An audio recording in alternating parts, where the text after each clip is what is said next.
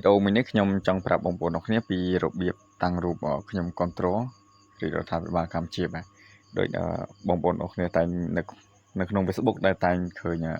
បងប្អូនយើងអរគ្នាបានផុសរូបដាក់រូបបែបហ្នឹងអញ្ចឹងបងប្អូនអរគ្នាបាទហ្នឹងហើយឥឡូវយើងកុំឲ្យខាត់ពេលយើងទៅចាប់ផ្ដើមទាំងអស់គ្នាជាដំបូងបងប្អូនអរគ្នាចុច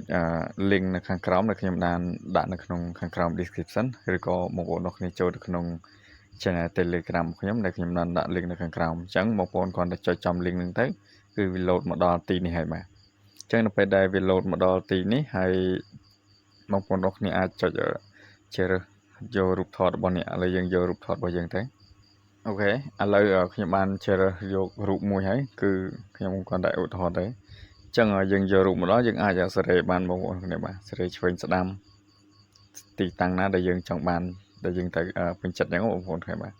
ហើយបន្តមកទៀតយើងពេញចិត្តរូបហ្នឹងហើយគឺយើងចុចទិញយកអញ្ចឹងមានជម្រើសពីរទី1បើសិនជាយើងបង់លុយ$99 99 សេន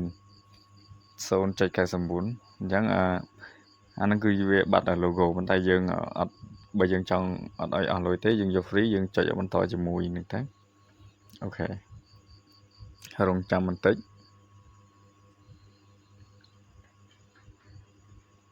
អូខេហើយយើងចុចទិញយក